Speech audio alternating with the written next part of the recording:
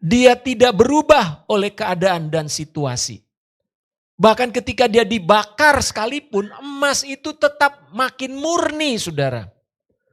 Itulah sebabnya karakter yang dapat dipercaya, kita katakan itu sebagai karakter yang mulia.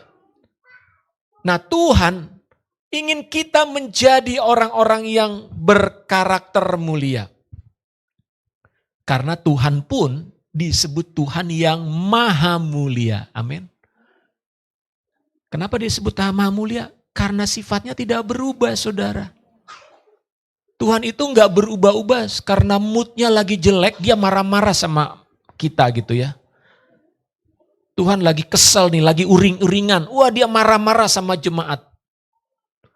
Tapi kalau Tuhan lagi baik-baik, kita kayaknya bisa minta-minta sesuatu sama Tuhan. Tuhan gak begitu, saudara.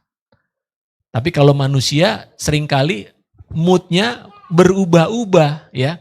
Tergantung situasi. Oh, kalau dia lagi seneng ya, atau dia lagi mungkin dapat voucher belanja gitu ya, wah seneng ya, happy. Tapi begitu nggak ada apa-apa, waduh, bawaannya jadi uring-uringan. Sifat Tuhan tidak seperti itu. Nah, persoalannya adalah sekarang di tengah-tengah kehidupan masyarakat, bukan saja di Indonesia, tapi di seluruh dunia. Semakin banyak orang yang tidak dapat dipercaya, saudara. Bayangkan, kita banyak mendengar, membaca berita atau mendengar berita hari-hari ini. Bagaimana perilaku-perilaku orang yang cenderung atau menunjukkan tidak dapat dipercaya. Bahkan di lembaga-lembaga seperti gereja, sekolah, kampus, atau lembaga-lembaga pemerintah yang menunjukkan sikap perilaku yang tidak dapat dipercaya lagi.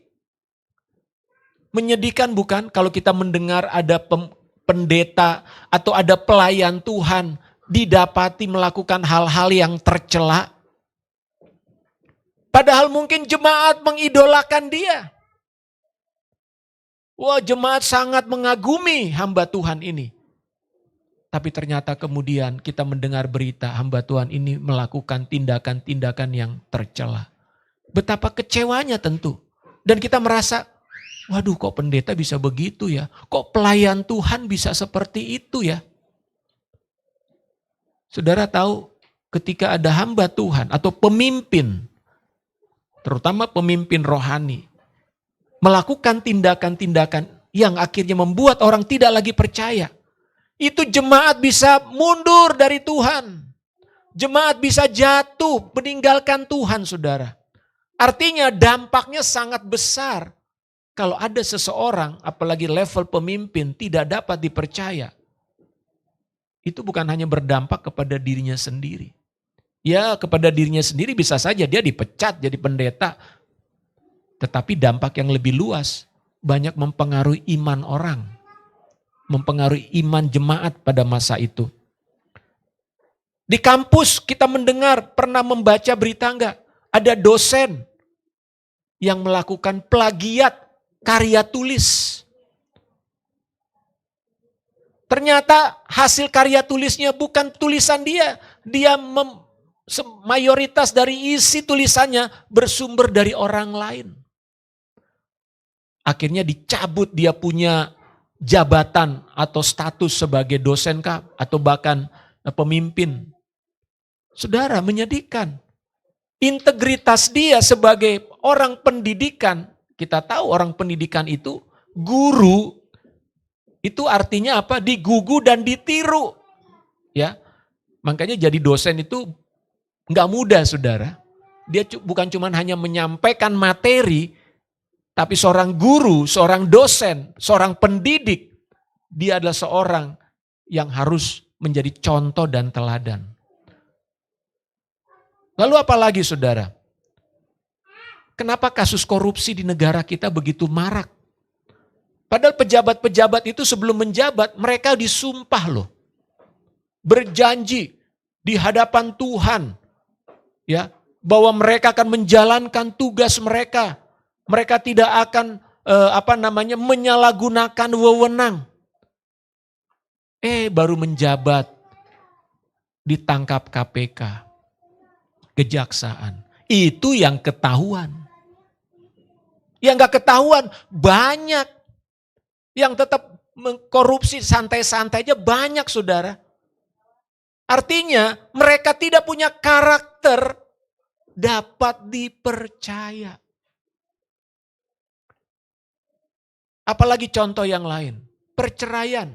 Tahukah saudara, perceraian dulu kita pikir tidak terjadi di kalangan orang Kristen. Tetapi hari-hari ini justru tingkat perceraian di dalam rumah tangga Kristen semakin tinggi, saudara. Bahkan beberapa tahun yang lalu dikatakan orang Kristen yang bergereja, artinya mereka yang rajin ke gereja, dengan orang Kristen yang tidak ke gereja, tingkat perceraiannya nyaris sama. Kan jadi pertanyaan, lalu apa gunanya ke gereja? Kalau ternyata ke gereja nggak ke gereja, ya cerainya sama juga.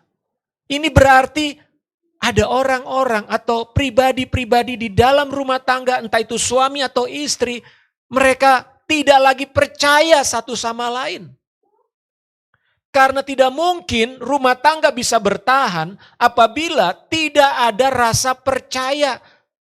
Artinya orang ini bisa saya percaya nggak jadi suami saya terus. Ini bisa jadi istri saya nggak terus saya percaya.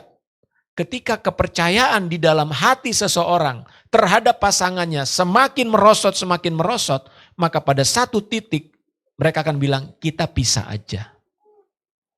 Kita akan pisah aja. Jadi menjadi pribadi yang dapat dipercaya itu adalah hal yang sangat-sangat penting. Nah, contoh yang terakhir apa? Berapa banyak orang yang tertipu dengan yang namanya investasi bodong? Jumlah investasi nilainya triliunan, saudara. Waduh, banyak sekali, banyak sekali. Kenapa?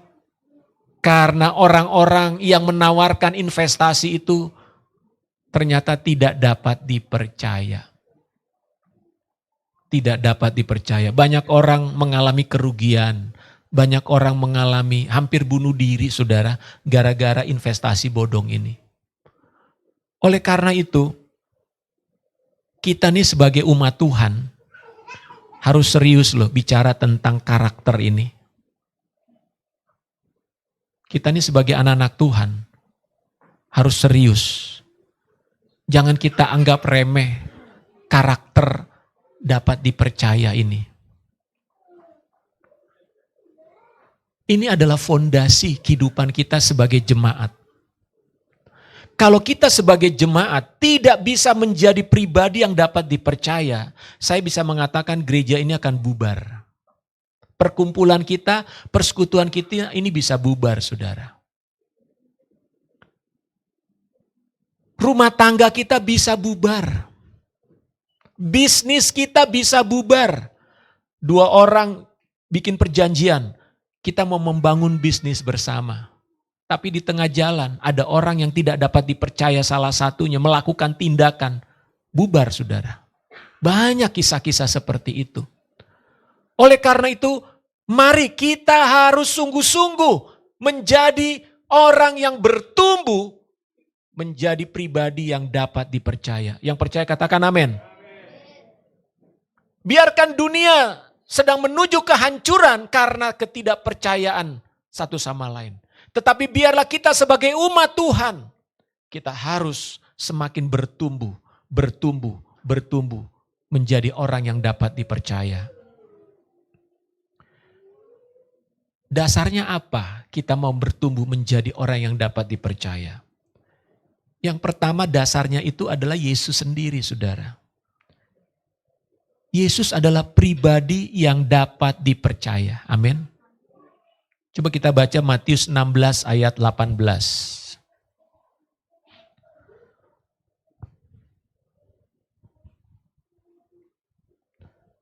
Matius 16 ayat 18.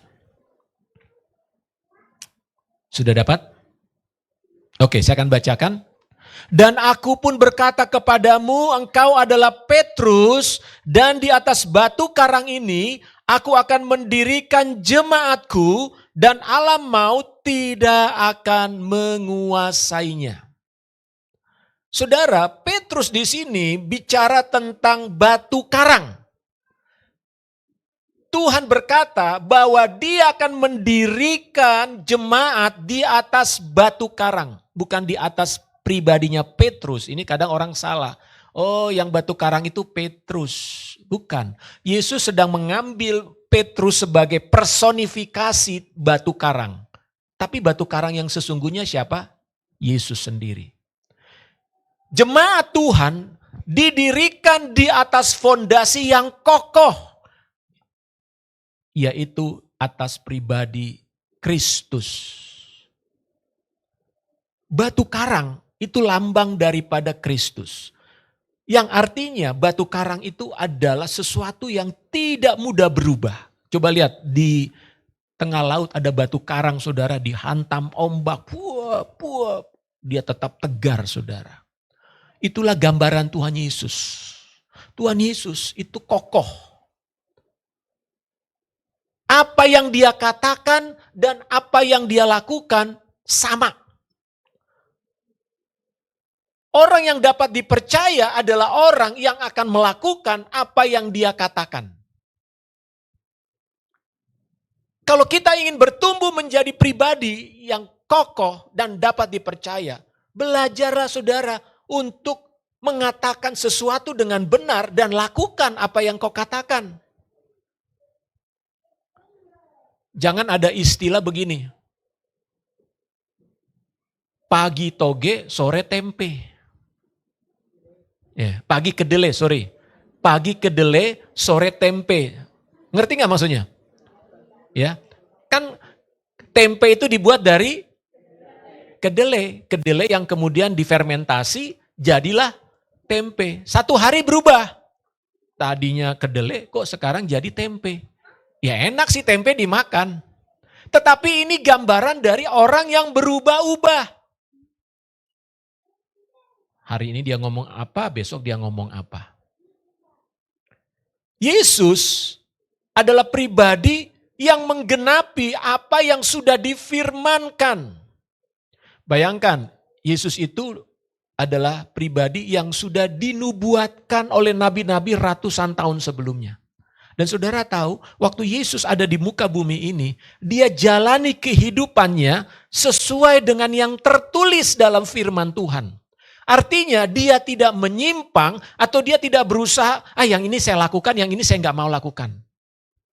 Itulah sebabnya Yesus sampai ke kayu salib. Kenapa Yesus sampai mati di kayu salib? Karena itu sesuatu yang sudah ditulis oleh Tuhan dan dia harus ada di sana, mati di atas kayu salib. Dan dia lakukan itu saudara. Dan firman Yesus sendiri berkata, perkataanku atau firmanku itu kekal. Jadi Yesus tidak pernah menyimpang dari apa yang dia ucapkan.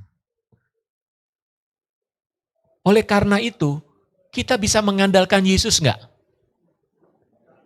Kalau saudara mempercayai seseorang, artinya orang itu bisa saudara andalkan enggak? Bisa enggak?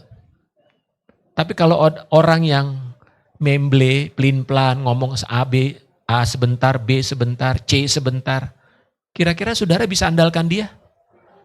Sulit. Nah, kita bisa percaya kepada Yesus karena kita tahu Yesus tidak berubah. Tuhan Yesus tidak berubah, tidak berubah, tidak berubah. Tuhan Yesus tidak berubah, tak berubah selama-lamanya. Kenapa? Karena dia Tuhan. Dia pribadi bagaikan karang. Sehingga kita situasi apapun kita bisa percaya kepada Yesus, kita bisa mengandalkan Yesus. Makanya andalkan Tuhan, jangan andalkan orang lain. Orang lain bisa berubah-berubah saudara. Nah, kita sebagai pengikut Yesus harus belajar kepada Yesus. Kita harus tinggal terus di dalam Yesus. Yesus harus jadi panutan kita. Dia adalah pribadi yang kokoh. Maka kita pun harus seperti itu, bukan? Makanya tadi di awal saya katakan seluruh tujuan daripada apa yang kita lakukan dengan berdoa, membaca Alkitab, menyembah Tuhan, beribadah, tujuannya apa? Supaya menjadi serupa dengan Kristus. Jadi kalau kita ingin menjadi pribadi yang dapat dipercaya, belajar kepada Yesus. Tinggal di dalam Yesus. Percaya juga kepada Yesus. Kenapa orang bisa berubah-ubah? Ya, contoh nih. Kenapa di pagi hari dia mengatakan, ya saya akan lakukan ini. Besok dia berubah. Salah satu sebabnya nih ya. Kenapa orang bisa mudah berubah? Karena dia takut. Dia khawatir tentang dirinya. Makanya dia mudah berubah. Jadi belajar dan percaya kepada Kristus. Amin. Mari kita baca Ibrani 6 ayat 16 sampai 18. Ini untuk menguatkan bagaimana Tuhan itu dapat kita percayai. Ya, sebagai dasar kita nih, sebagai murid Yesus, sebagai orang Kristen. Jadi harusnya orang Kristen adalah orang yang dapat dipercaya. Amin. Jadi jangan sampai orang Kristen, nggak bisa dipercaya tuh orang tuh, ngomong doang tuh. Janji melulu. Wah, kalau sampai ada orang bicara seperti itu kepada saudara, kita harus bertobat saudara. Berarti kita belum mencerminkan Kristus dalam hidup kita. Oke, Ibrani 6 ayat 16 sampai 18, saya akan bacakan. Sebab manusia bersumpah demi orang yang lebih tinggi dan sumpah itu menjadi suatu pengokohan baginya yang mengakhiri segala bantahan. Ya. Nah orang biasanya bersumpah ya, bersumpah berdasarkan sesuatu yang lebih tinggi untuk meyakinkan beneran nih. Demi Tuhan, waduh, kalau udah demi Tuhan kan yang paling tinggi dong, ya enggak? Orang biasanya melakukan itu. Karena itu untuk lebih meyakinkan mereka yang berhak menerima janji itu akan kepastian putusannya, Elohim telah mengikat dirinya dengan sumpah supaya oleh dua kenyataan yang tidak berubah-ubah tentang mana Tuhan Elohim tidak mungkin berdusta, kita yang mencari perlindungan beroleh dorongan yang kuat untuk menjangkau pengharapan yang terletak di depan kita. Tadi saya katakan Tuhan itu bisa diandalkan gak sih dalam hidup kita? Ya, karena banyak orang Kristen sendiri suka ragu tentang Tuhan. Terutama ketika mereka sedang menghadapi masalah, persoalan, problem, sedang sakit, sedang menghadapi, ya banyaklah persoalan. Dalam kebingungan dan keraguan itu, Tuhan pun mereka ragukan. Seolah-olah, Tuhan gak mungkin lah lakukan ini. Saya gak pantas, saya emang gak layak. Pasti Tuhan gak akan dengar doa saya. Nah, karena kalut, bingung, biasanya orang lakukan hal-hal yang salah. Nih contoh nih, udah sakit nih, bingung dia. Kok gak sembuh-sembuh ya? Mana nih Tuhan? Katanya dia penyembuh, kok saya udah berdoa gak sembuh-sembuh? Bingung kan? Kalut, khawatir. Lalu ada orang bilang sama dia, kamu coba tuh ada orang pinter di sana. Banyak loh orang sembuh, banyak loh orang sembuh. Pejabat-pejabat datang, artis-artis datang ke sana. Mereka pada sembuh. Udah datang aja. Kalau orang tidak sungguh-sungguh mengandalkan Tuhan, dalam kebingungan dan ketakutan dan situasi yang dihadapi, dia akan bilang, ya udah deh, di mana tempatnya? Ajakin gue dong. Nah, tapi firman Tuhan ingin mengatakan kepada kita pagi hari ini, Tuhan tidak mungkin berdusta. Tuhan tidak bisa berdusta. Dia tidak mau berdusta dan dia tidak bisa berdusta. Kalau dalam namanya nggak bisa, ya nggak bisa. Kenapa Tuhan tidak bisa berdusta? Pertama, karena dia adalah kebenaran. Di dalam kebenaran tidak ada kebohongan. Dan yang kedua, di sini dikatakan Tuhan sendiri sampai bersumpah. Kalau Tuhan bersumpah, bersumpah demi apa coba? Hah? Ada yang lebih tinggi dari Tuhan? Enggak ada, dia bersumpah demi dirinya sendiri. Bayangkan, Tuhan bersumpah demi dirinya sendiri dan mengatakan, aku enggak bisa berdusta. Jadi apa yang aku katakan, itu pasti aku lakukan. Apa yang aku janjikan, pasti aku kerjakan dan genapi.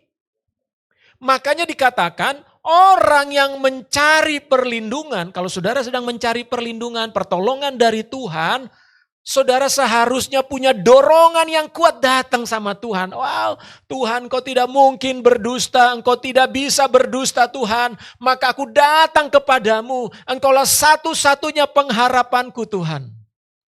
Ketika saudara memiliki keyakinan semacam itu, maka di tengah-tengah hidupmu yang banyak kesulitan pun, engkau tidak akan menjadi orang yang bisa berdusta.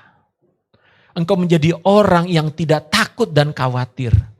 Kenapa orang sering tidak berani jujur? Karena dia takut dan khawatir. Kalau dia jujur, kalau dia melakukan yang benar, nanti dia ada resiko. Makanya banyak juga. Kenapa banyak orang Kristen pun ditangkepin saudara? Karena mereka takut. Takut terhadap apa? Takut sakit. Takut gak punya duit. Takut gak naik pangkat. Betul gak? Takut gak lulus. Kenapa orang nyontek? Ayo anak-anak pernah nyontek gak? Orang kenapa nyontek waktu sekolah atau di kuliah? Takut gak lulus kan? Takut nilainya jelek kan? Nyontek aja. Mau masuk perguruan tinggi, pakai joki. Kenapa? Takut gak diterima. Ketakutan-ketakutan membuat orang menjadi lupa kepada Tuhan. Makanya kita nih harus bebas dari rasa takut. Bagaimana caranya? Andalkan Tuhan. Percaya kepada Tuhan. Kalau engkau mengandalkan Tuhan, gak ada rasa takut dalam hatimu saudara. Karena gak ada rasa takut dalam dirimu, engkau berani berkata jujur. Amin. Nah, menjadi pribadi yang dapat dipercaya, itu adalah salah satu cara kita menjadi garam dan terang dunia. Kalau engkau ingin menjadi pribadi yang bisa mempengaruhi dunia ini, engkau ingin menjadi pribadi yang menjadi berkat bagi dunia ini. Tuhan bilang engkau adalah garam dan terang dunia. Dan untuk itu, tumbuhkanlah karakter yang dapat dipercaya.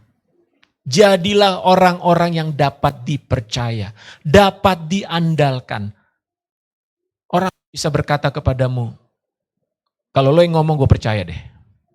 Kalau dia ngomong gue gak percaya. Tapi karena lo ngomong gue percaya. Itu keren, amin. Itu keren. Makanya anak-anak Tuhan di tengah-tengah dunia ini dicari orang saudara. Orang yang dapat dipercaya itu akan dicari.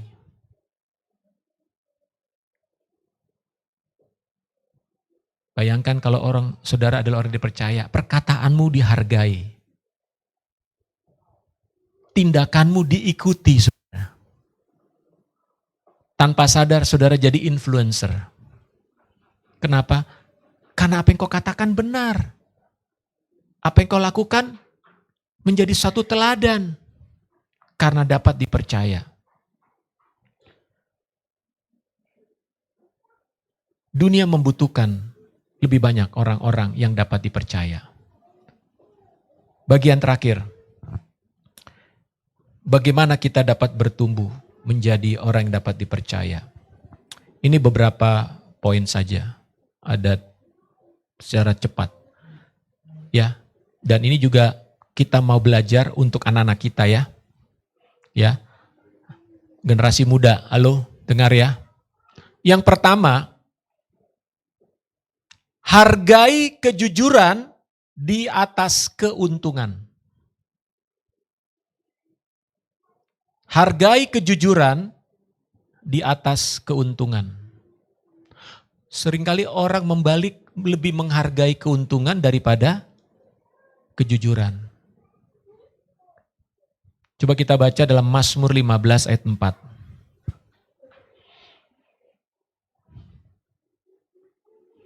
Mazmur 15 ayat 4.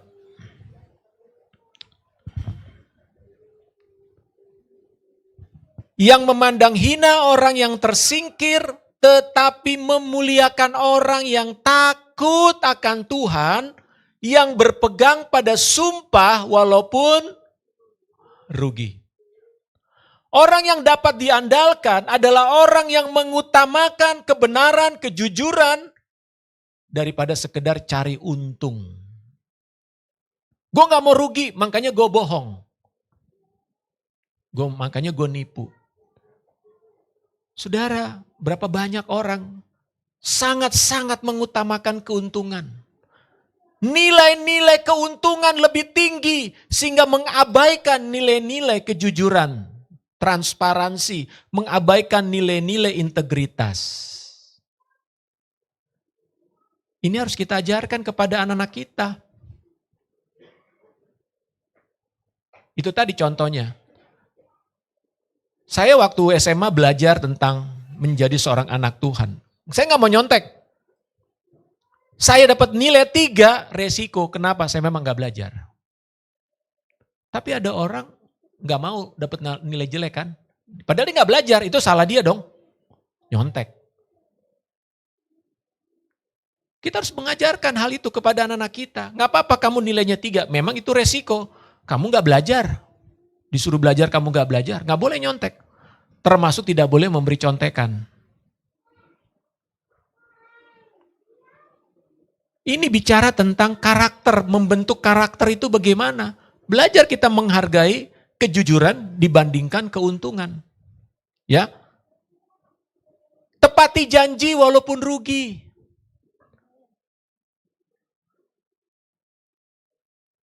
Saudara berbisnis, saudara janji nih, pasti janjinya untungnya 10-20%. Tapi saudara rugi. Tepati janjimu dulu saudara. Kecuali saudara dari awal punya perjanjian. Ini tergantung rugi atau untung ya, baru aku bisa bagi sama kamu. Tapi kan ada orang tuh sejak awal mengatakan ini gak ada rugi, pokoknya 20% keuntungan. Kenyataannya dia rugi. Entah apapun alasannya, ya penuhi dulu janjimu. Nah, mudah atau sulit melakukan hal ini saudara? Hah? Sulit atau mudah? Sulit.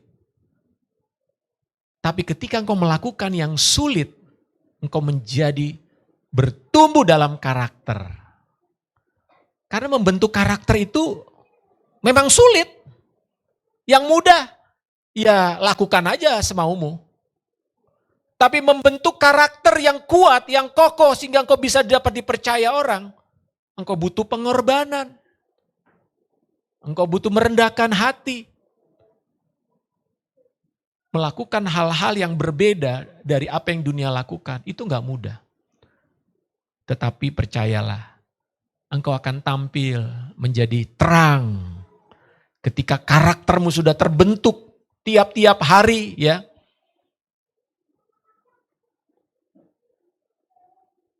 Engkau akan menjadi garam. Oke? Yang kedua, bagaimana kita menumbuhkan karakter dapat dipercaya. Tadi firman Tuhan mengatakan dalam Matius 5 ayat 37, jika ya katakanlah ya, jika tidak katakan tidak. Bicaralah apa adanya tanpa rasa takut kepada manusia, tapi takutlah kepada Tuhan.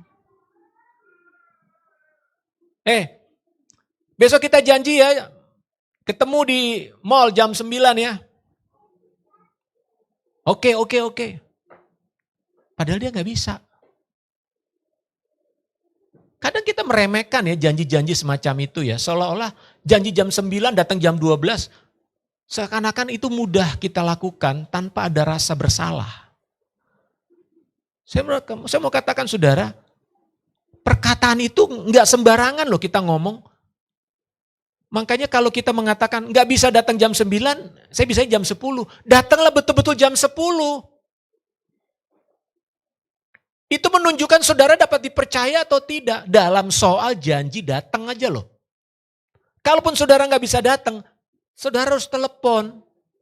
Maaf ya, aku nggak bisa nih mendadak ada ini. Tapi betul, jangan kemudian orang kasih tahu, dia cuma tidur-tiduran di rumah, ngomongnya doang, nggak bisa ada kegiatan, paling cuma pada dia ketiduran. Saudara, mari bertumbuh menjadi pribadi-pribadi yang dapat diandalkan. Khususnya para pelayan Tuhan di sini. Saudara bisa diandalkan Tuhan nggak? Kalau saudara sudah berkomitmen jadi pelayan Tuhan, ya saya mau ingatkan di sini, lakukan tanggung jawabmu. Sabtu minggu pertama datang. Jangan saudara, males ah. Ingat saudara sudah pernah berkata kepada Tuhan, aku mau melayanimu. Tapi saudara nggak datang hanya karena saudara malas atau ada urusan itu nggak jelas urusannya. Saudara sedang berurusan bukan dengan saya, dengan Tuhan. Dan ketika saudara terus lakukan itu, itulah yang menyebabkan saudara menjadi pribadi yang tidak dapat diandalkan atau tidak dapat dipercaya. Mari kita harus bertumbuh, amin. Oke, sedikit lagi. Mari kita mengapresiasi untuk kejujuran dan orang yang menepati janji. Ya. Jadi kalau ada orang yang jujur dan menepati janji, walaupun soal dia datangnya tepat waktu, mari kita beri apresiasi, minimal kasih jempol. Keren loh. Lo bisa datang jam 10 sebelum jam 10 kurang 5. Jadi saudara, mulai hari ini saya mengharapkan, yuk kita sebagai jemaat Tuhan Light City, kita sepakat ibadah jam berapa di sini? Jam 9. Datanglah sebelum jam 9. Kecuali saudara bilang sama Tuhan, aku gak bisa jam 9, aku mau datang jam 10 terus. Ya urusanmu sama Tuhan. Belajar saudara dari hal menepati komitmen terhadap Tuhan. Kecil-kecil aja dulu, datang ibadah, ya, datang rapat, datang latihan. Kalau engkau ingin diakui sebagai orang yang dapat diandalkan. Yang terakhir, kalau saudara gagal menepati janjimu, akui dan minta maaf. Belajar minta maaf. Sorry, aku tidak dapat memenuhi janjiku. Janjiku kemarin aku akan datang jam 10, ternyata aku datang jam 11. Minta maaf saudara. Jangan he. Apa he? Minta maaf dong. Orang terlambat. Janji kemarin kita janji jam 10, kenapa datang jam 11? Itu namanya kita belajar bertanggung jawab. Minta ampun sama Tuhan. Kalau saudara pernah berjanji sama Tuhan, nih ada orang suka janji ya. Coba ingat-ingat baik-baik, siapa yang pernah janji dulu sama Tuhan? Tuhan, aku berjanji kalau aku diterima kuliah atau kalau aku diterima kerja, aku akan melayanimu. Aku akan memberikan persembahan, aku akan ini, akan itu. Saudara, janjimu hati-hati. Kalau engkau nggak tepati itu masih tetap dalam catatan Tuhan loh. Ya, kalau engkau lupa, Roh Kudus ingatkan hari ini. Kalau engkau nggak sanggup menepatinya, datang sama Tuhan bilang, Tuhan ampuni saya. Saya ternyata belum sanggup. Saya cabut janji saya. Nggak apa-apa, Tuhan juga mengerti kok. Tapi itu artinya saudara mengakui kesalahanmu. Ya, kan ada orang suka bernazar gitu ya. Hati-hati membuat nazar saudara. Kalau saudara nggak bisa menepatinya. Lebih baik nggak usah bernazar kata firman Tuhan. Tuhan Yesus memberkati, kita akan maju terus sebagai umat Tuhan kita akan bertumbuh terus melakukan firman-Nya. Amin. Haleluya.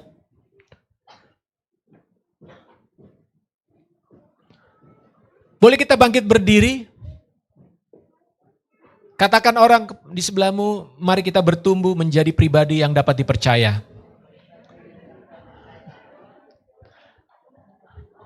Haleluya.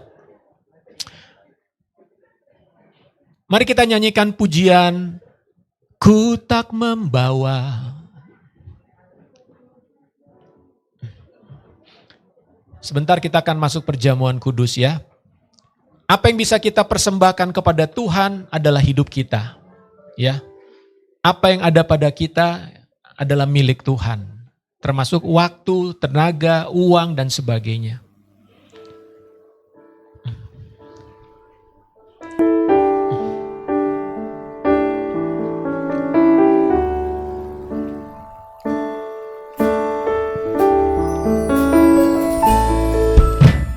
Ku tak membawa apapun juga saat ku datang ke dunia. Ku tinggal semua, pada akhirnya saat ku kembali ke surga. Inilah yang ku punya, hati sebagai hamba yang mau taat dan setia padamu Bapa. Kemanapun ku bawa, hati yang menyembah dalam roh dan kebenaran sampai selamanya. Ku tak membawa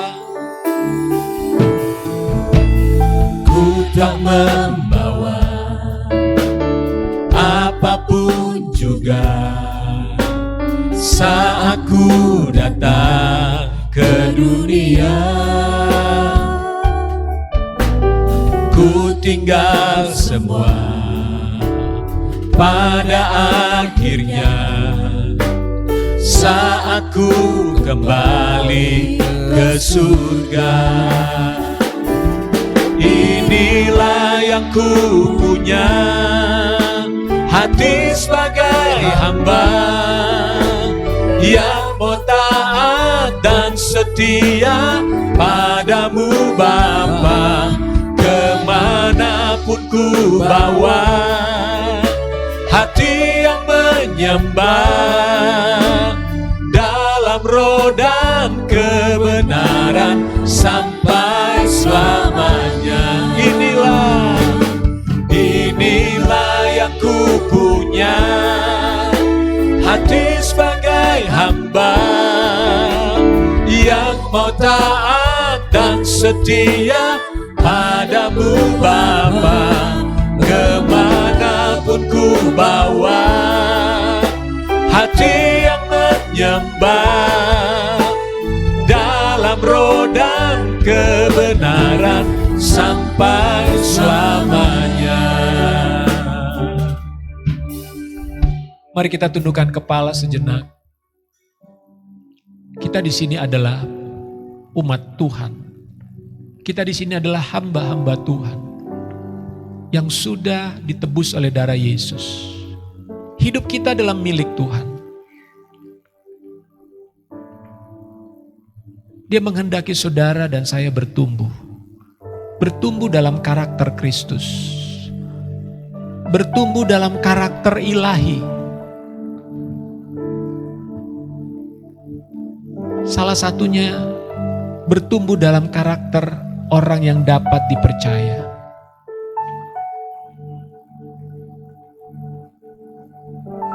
Mari kita bertumbuh, saudara.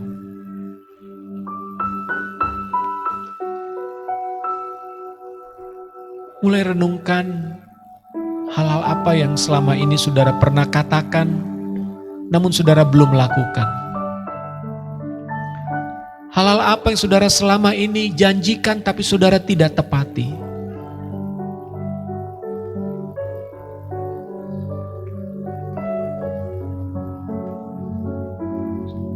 Ini saatnya saudara mengambil satu respon yang benar kepada firman Tuhan ini.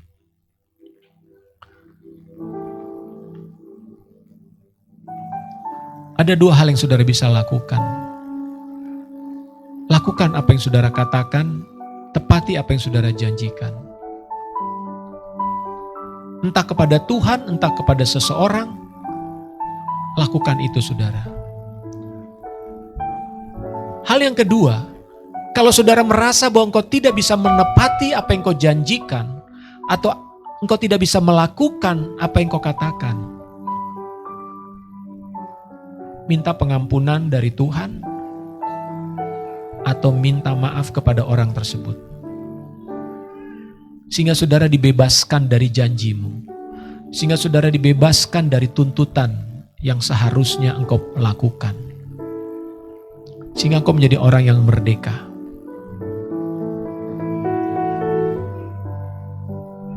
Tapi belajar, ketika engkau mengatakan sesuatu, engkau akan melakukannya. Walaupun itu menyakitkan, walaupun itu tidak enak, walaupun itu merugikan. Karena disitulah pembentukan karakter menjadi seorang yang dapat dipercaya. Jangan hanya melakukan hal-hal yang saudara pikir gampang dan mudah. Kalau engkau ingin bertumbuh menjadi serupa dengan Kristus, belajar untuk melakukan, walaupun itu mungkin sulit, tapi engkau tahu engkau harus lakukan itu. Penuhi janjimu sekalipun itu mungkin merugikan engkau. Mari saya ajak saudara masing-masing berdoa secara pribadi.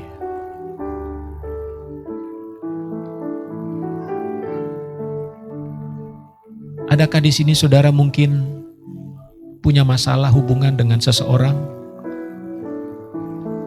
Entah dengan istri atau suami, atau dengan anak, atau dengan siapa saja.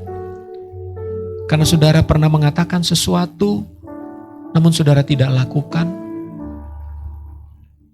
Atau saudara janjikan tapi saudara tidak penuhi. Bereskan itu hari ini saudara.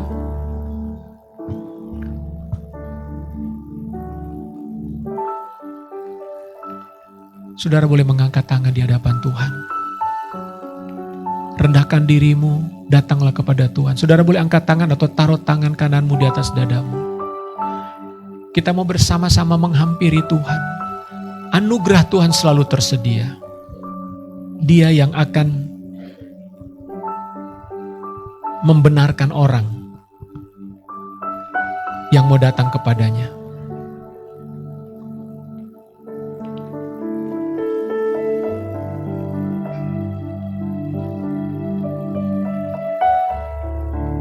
Siapa saja yang ingin hatinya dibereskan hari ini, hidupnya dibereskan. Oleh karena perkataan-perkataan di masa lampau yang tidak pernah dia bisa tepati. Kalau engkau mau membereskan itu, angkat tanganmu atau taruh tangan kananmu di atas dadamu. Saya akan berdoa bagi saudara. Tidak usah malu, saudara sedang ada di hadapan Tuhan hari ini. Saudara sedang berurusan dengan Tuhan, bukan dengan saya. Agar saudara terbebas dari tuduhan, rasa tertuduh.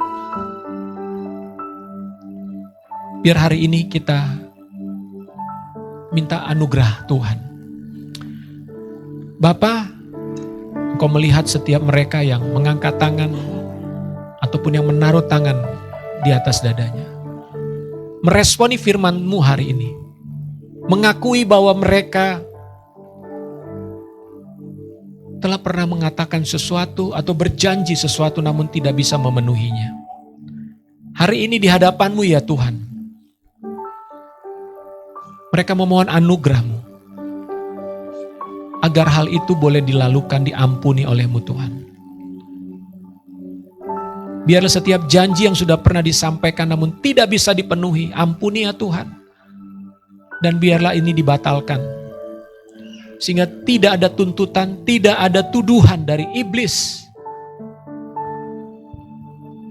yang membuat rasa bersalah. Biarlah kasih karunia Bapa mengalir atas setiap mereka saat ini. Hamba berdoa dalam nama Yesus Kristus. Jamah hati mereka semua ya Bapa. Berikan hati yang merdeka buat mereka. Bahwa ada pengampunan Tuhan. Dan biarlah mereka dibebaskan dari semua tuntutan dan tuduhan itu Tuhan. Hamba berdoa di dalam nama Yesus Kristus. Biarlah Engkau dimerdekakan pada hari ini. Terima kasih Bapa, terima kasih Tuhan. Haleluya. Silakan duduk, kita akan masuk dalam perjamuan.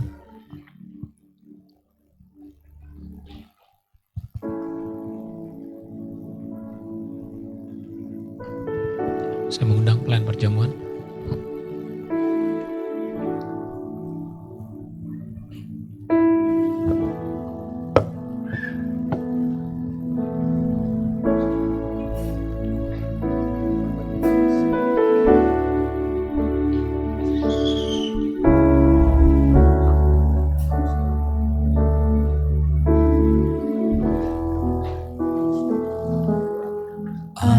Ada tempat yang mulia, anugerah-Mu tercurah, Kau berikan hidup-Mu sebagai ganti dosaku, lebih dari yang kukira, pengampunan yang kuterima, kasih Yesus yang abadi mengalir di Kalvari.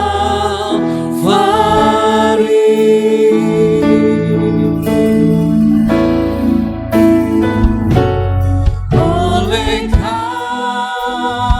karena salib-Mu, seluruh hidupku milik-Mu Tuhan. Darah-Mu sucikanku, kuasa salib-Mu pulihkanku. Oleh karena salib-Mu, seluruh hidupku milik-Mu Tuhan. Darah-Mu Mari jemaat kita bangkit berdiri. kuasa salib-Mu pulihkanku. Oleh karena salib-Mu, seluruh hidupku milik-Mu Tuhan. Darah-Mu sucikanku, kuasa salib-Mu pulihkanku. Kuasa salib-Mu pulihkanku. Kuasa salib-Mu pulihkanku.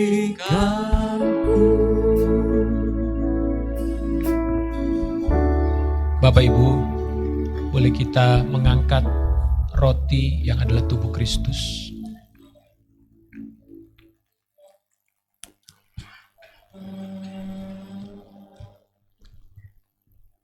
Sebelum kita memakan tubuh Tuhan ini, mari kita bersyukur kepada Tuhan atas apa yang Tuhan Yesus sudah lakukan.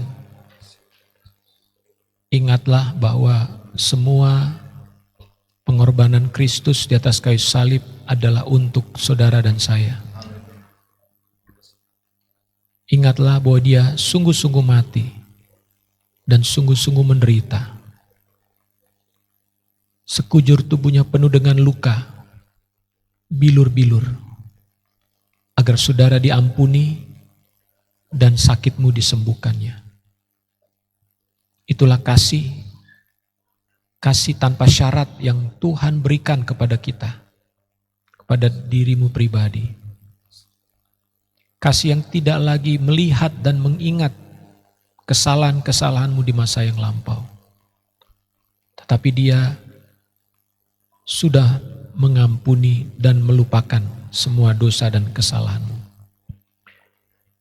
Sebab apa yang telah kuteruskan kepadamu telah aku terima dari Tuhan, yaitu bahwa Tuhan Yesus pada malam waktu ia diserahkan mengambil roti, dan sesudah itu ia mengucap syukur atasnya, ia memecah-mecahkannya dan berkata, inilah tubuhku yang diserahkan bagi kamu, perbuatlah ini menjadi peringatan akan aku.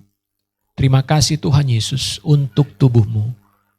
Kami mau memakan dan berterima kasih. Dalam nama Tuhan Yesus Kristus, mari kita makan dengan iman.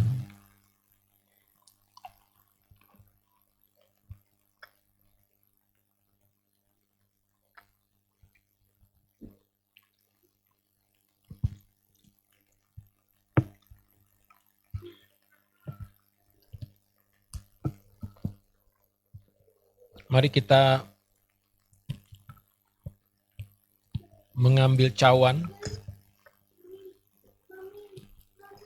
yang berisi anggur yang adalah darah Kristus. Darah adalah lambang perjanjian. Perjanjian antara Tuhan dengan kita umatnya. Dan perjanjian ini yang telah menjadikan saudara dan saya sebagai anak-anaknya. Demikian juga ia mengambil cawan sesudah makan lalu berkata, cawan ini adalah perjanjian baru yang dimeteraikan oleh darahku. Perbuatlah ini setiap kali kamu meminumnya menjadi peringatan akan aku. Terima kasih Tuhan Yesus untuk perjanjian yang sudah Engkau berikan kepada kami melalui darah Yesus Kristus. Dan hari ini kami akan meminum darah perjanjian ini. Kami adalah anak-anak-Mu, putra dan putri-Mu ya Tuhan. Kami terima perjanjian-Mu. Dan kami percaya Engkau tidak mungkin berdusta untuk setiap janji-janji-Mu.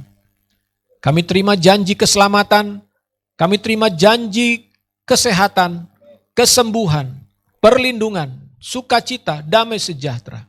Kami terima semua janji-janji-Mu ya Tuhan. Kami bersyukur di dalam nama Tuhan Yesus Kristus. Mari kita minum.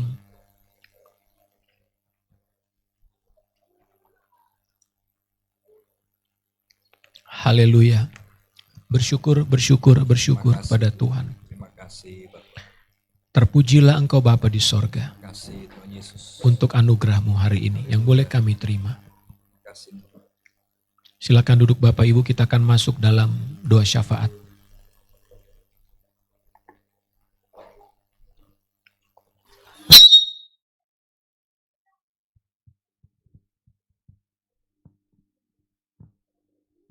Mari kita bersatu dalam doa.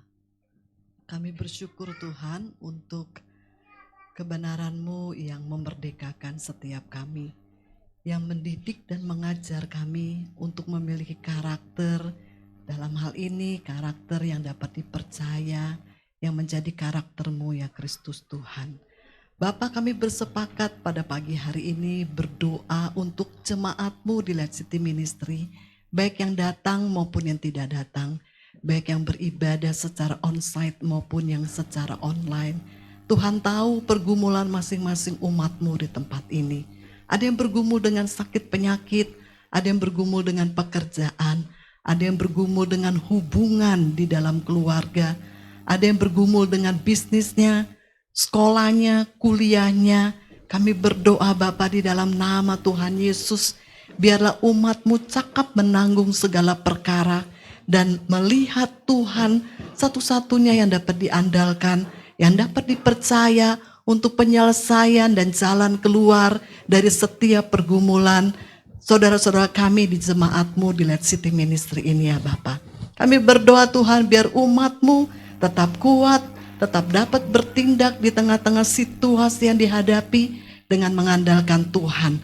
Dan kami percaya umat-Mu di Light City Ministry ini akhirnya menjadi umat yang kuat karena mampu dan cakap menanggung segala perkara bersama dengan Tuhan.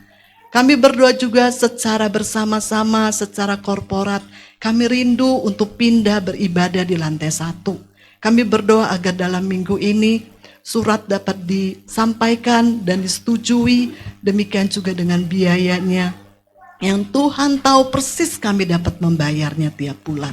Dan kami bersyukur untuk tim, baik itu tim kecil LCC maupun kami secara bersama-sama yang akan memikirkan tempat di bawah ini ya Tuhan, di dalam merenovasinya, pengadaan dananya, siapa yang merenovasinya ya Tuhan. Kami bersyukur untuk hikmat Tuhan dalam perkara ini. Terima kasih Bapa, terima kasih Tuhan. Kami bersepakat juga sebagai warga negara Indonesia, kami memberkati bangsa kami ini dengan sekian ratus kota-kota yang ada di seluruh Indonesia nih ya Bapa. Kami mau lepaskan shalom Tuhan untuk seluruh rakyat Indonesia, dari Papua sampai Aceh, Miangas sampai Rote ya Tuhan. Bahkan kami bersepakat berdoa Tuhan untuk penghitungan suara yang akan diselesaikan oleh KPU pada hari-hari ke depan ini ya Bapak. Terima kasih Tuhan. Kami percaya Tuhan KPU akan memberikan informasi yang terbaik ya Tuhan, dan seluruh rakyat Indonesia dapat menerima hasil daripada penghitungan suara daripada pemilu yang baru saja kami lakukan. Kami bersyukur untuk pemimpin yang baru yang nanti di bulan Oktober akan diambil sumpah untuk 5 tahun ke depan ya Tuhan. Baik itu Bapak Prabowo dengan Pak Gibran ya Tuhan. Kami bersyukur karena kami tahu pemerintahan adalah daripada Tuhan. Biarlah Tuhan setiap rakyat Indonesia, bahkan seluruh partai-partai koalisi dari paslon 1, 2, dan 3, kami berdoa agar terjadi rekonsiliasi. Seluruh pendukungnya Tuhan boleh benar-benar mengalami Kristus dengan zaman Roh Kudus, sekalipun mungkin mereka banyak dari mereka Tuhan yang belum percaya kepada Yesus, tetapi Roh Kudus sanggup bekerja menjamah hati setiap mereka, mendamaikan setiap mereka, karena Tuhan Engkau berdaulat atas bangsa ini. Terima kasih Bapak, kami umat-Mu, gereja-Mu di bangsa ini terus berdoa agar Indonesia boleh melewati masa-masa yang tidak mudah, khususnya hari-hari ini Tuhan, menjelang puasa di minggu-minggu ke depan, harga-harga begitu menaik, dan cuaca yang panas, hujan, panas dan hujan. Di beberapa tempat terjadi bencana, baik bencana banjir, tanah longsor.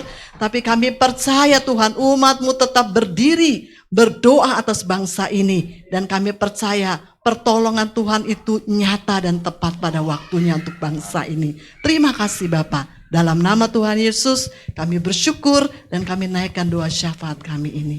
Amin. Amin. Baik, puji Tuhan. Bapak Ibu, di awal bulan kita memberikan persembahan khusus, yaitu persembahan untuk pembangunan, pembelian dari Light City Christian Center. Kita sudah berdoa untuk tempat ini, dan setiap awal bulan kita memberikan persembahan khusus untuk LCC ini. Untuk itu Bapak Ibu, mari persiapkan persembahanmu, karena kita akan memasukkan persembahan kita ke kotak yang ada di depan. Dan bagi Bapak Ibu yang ada di rumah, yang juga rindu untuk memberikan persembahan untuk LCC, boleh memberikannya melalui QRIS ya, yang ada di layar, ke rekening Yayasan Kota Bercahaya. Baik, sudah siap memberi persembahan? Mari kita mengangkat amplop kita. Kita mau berdoa terlebih dahulu untuk persembahan kita ya. Tuhan, di hadapan-Mu kami datang membawa persembahan. Rasa syukur kami kepada Tuhan atas segala anugerah berkat yang sudah Engkau berikan kepada kami. Dan hari ini Tuhan, kami memberikan persembahan khusus untuk pembangunan dan pembelian tanah gedung menjadi Christian Center. Tuhan memberkati persembahan ini. Engkau melipat gandakannya ya Tuhan. Inilah benih iman yang kami tabur ya Tuhan. Engkau berkata setiap benih yang kami tabur, jika itu tumbuh di tanah yang subur, itu akan berlipat kali ganda. Mari Tuhan berkatilah persembahan umat-Mu ini, berkati setiap umat-Mu, baik dalam pekerjaan usaha mereka. Engkau lipat gandakan hal-hal yang sudah mereka taburkan untuk pekerjaan Tuhan di dalam pelayanan Light City Ministry ini. Berkati bendahara yang mengelolanya. Dan kami menyerahkan persembahan ini dengan sukacita di dalam nama Tuhan Yesus Kristus. Amin. Baik, mari kita boleh berikan persembahan kita dengan maju ke depan.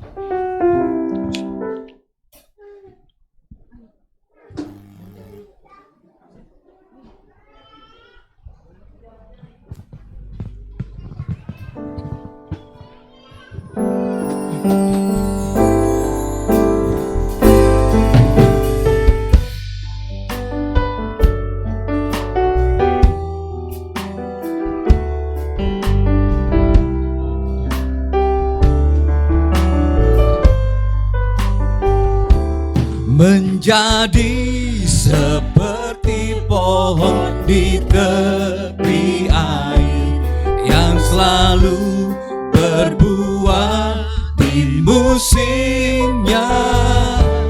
Ku percaya berkat-Mu selalu mengalir ke atas, hidupku melimpah. Saya undang jemaat kembali berdiri. Menjadi seperti pohon di tepi air yang selalu berbuah di musimnya. Ku percaya berkat-Mu selalu mengalir ke atas, hidupku melimpah. Sekali lagi katakan pujian ini. Menjadi seperti pohon di tepi air yang selalu berbuah di musimnya. Ku percaya berkat-Mu selalu mengalir ke atas, hidupku melimpah. Ke atas, hidupku melimpah. Ke atas, hidupku melimpah.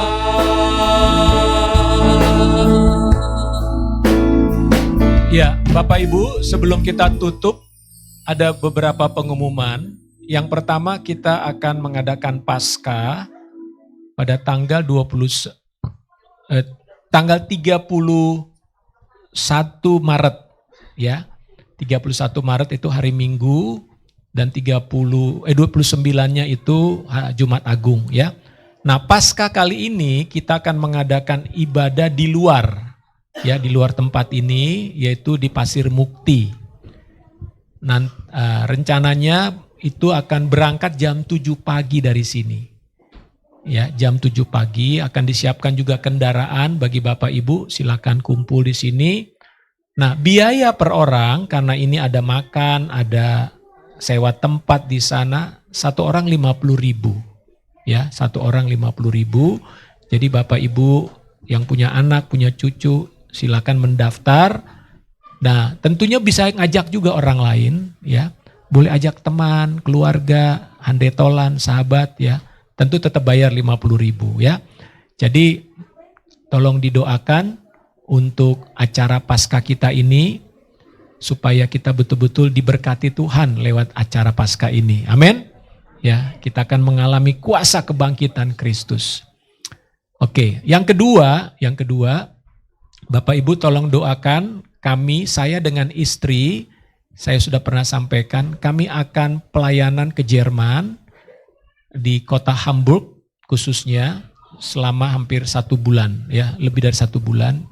Rencana kami akan berangkat tanggal 21 Maret dan kembali tanggal 25 April. Jadi 1 bulan kurang lebih 35 hari lah ya, 35 hari. Tolong doakan supaya perjalanan ini disertai dan dalam anugerah Tuhan. Tentu kami membutuhkan dukungan doa dari saudara-saudara semuanya ya. Puji Tuhan, semua kegiatan pelayanan di sana semua sudah di-schedule dengan baik. Doakan supaya berjalan dengan baik juga. Baik, itu saja pengumuman. Dan saya mengundang anak-anak boleh maju ke depan. Kita akan berdoa untuk semua anak-anak ya. Sambil nanti kita akan tutup ibadah kita hari ini. Mari anak-anak maju ke depan semuanya, ayo. Haleluya. Oke, naik ke atas ya. Ayo, berbaris ya. Mari kita angkat tangan kita untuk anak-anak kita. Bapa di sorga, kami bersyukur untuk setiap anak-anak yang Tuhan bawa di dalam jemaat ini, yang Tuhan sudah berikan bagi keluarga-keluarga yang ada. Terima kasih Tuhan, dan saat ini kami mau berdoa serta menyerahkan setiap anak-anak ini ke dalam tangan-Mu. Tuhan berkati mereka, lindungi mereka, biarlah kasih karunia Tuhan turun atas mereka semua. Biarlah anak-anak kami ini akan bertumbuh di dalam roh takut akan Tuhan. Dan mereka akan menjadi anak-anak yang mengasihi Tuhan, mengasihi orang tua. Menjadi anak-anak yang pandai di sekolah. Lindungi dalam pergaulan dari hal-hal yang jahat. Kami meminta proteksi-Mu ya Tuhan secara khusus. Agar mereka tetap bertumbuh di dalam jalan-jalan-Mu Tuhan. Terima kasih Bapa di sorga. Dan kami mengucap syukur untuk ibadah hari ini. Kami akan mengakhiri ibadah ini ya Tuhan dengan menerima berkat dari-Mu. Bapak Ibu Saudara yang dikasihi oleh Tuhan, pulang dan terimalah berkat anugerah, kasih karunia dan damai sejahtera dari Bapa di sorga, cinta kasih dari Tuhan kita Yesus Kristus, serta pertolongan, penghiburan dan kuasa Roh Kudus turun menyertai dan memenuhi kita semua dari saat ini sampai Maranatha Tuhan Yesus datang yang kedua kali. Sampai selama-lamanya. Dalam nama Tuhan Yesus Kristus. Yang percaya katakan, amin. Tuhan memberkati.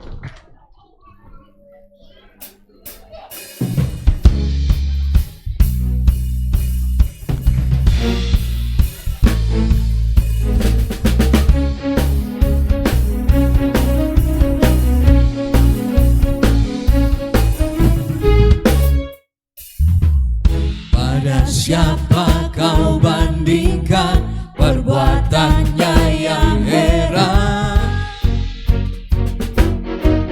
Tak ada kerajaannya yang terbesar, tak akan tergoyahkan. Semua musuh pun gemetar mendengar nama-Mu Tuhan, sorak kemenangan.